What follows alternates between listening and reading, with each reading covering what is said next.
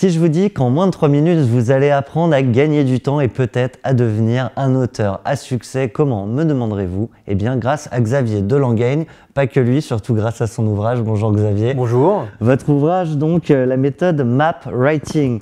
Ça permet de réussir ses écrits avec une méthode, par contre, que vous connaissez peut-être déjà, le mind mapping. Concrètement, on peut-être rappeler déjà ce qu'est le mind mapping pour ceux qui ne connaîtraient pas de manière très rapide, mais comment marche cette méthode Map Writing? Alors, le mind mapping, c'est une technique qu'on connaît pour organiser les idées. Ça organise les idées. Donc, on reprend cette méthode pour écrire un livre. Donc, dans la première phase, on va générer les idées. Donc, ça, c'est assez simple. On pose toutes les idées dans le logiciel de mind mapping. On va bouger les idées.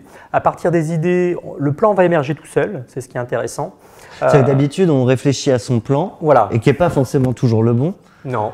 Or là, c'est les idées qui vont faire le plan. Voilà, c'est-à-dire qu'on fait l'inverse. C'est-à-dire que souvent, on a un plan, on a des idées, on essaye de faire rentrer les idées dans le plan. Quand ça ne marche pas, on tape dessus pour que ça rentre. Alors, ça ne marche pas toujours, hein. Là, l'idée, c'est qu'on poste les idées, on les arrange et après, on va avoir des gros paquets d'idées et le plan va émerger tout seul. Ensuite, on va pouvoir intégrer des ressources dedans. On va pouvoir rédiger directement dans le logiciel. Et le logiciel va pouvoir exporter le tout dans Word, notamment, avec une feuille de style. Donc tout sera mis en page directement. Et après, une fois qu'on est dans Word, ben là, on fait la correction, le lien entre les paragraphes, les phrases, etc. Donc ça marche pour un bouquin pro, ça marche pour un article web, pour un pitch d'entreprise, oui. Pourquoi pas aussi. Bref, tout ce qui s'écrit peut fonctionner avec cette méthode. Voilà. Et ça fait gagner du temps. Ça fait gagner beaucoup de temps, puisqu'un livre, normalement, c'est 450 heures, un livre de 200 pages.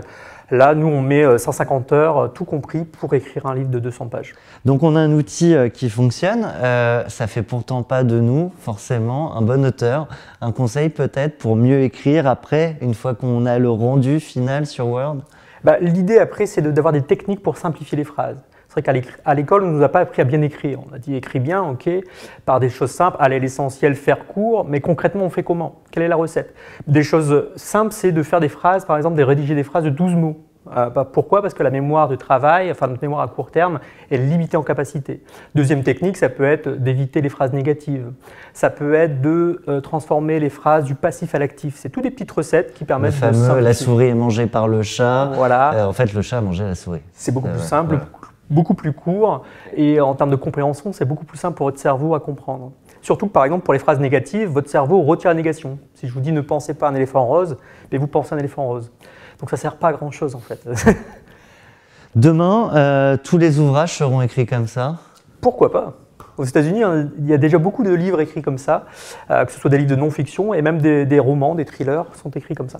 Donc on a ici, dans cet ouvrage et en 200 pages, tout ce qu'il vous faut savoir pour gagner du temps et mieux rédiger plus efficacement avec peut-être de nouvelles idées qui vont émerger par elles-mêmes. C'est la magie de ce bouquin. Merci à tous et merci à vous Xavier. Merci.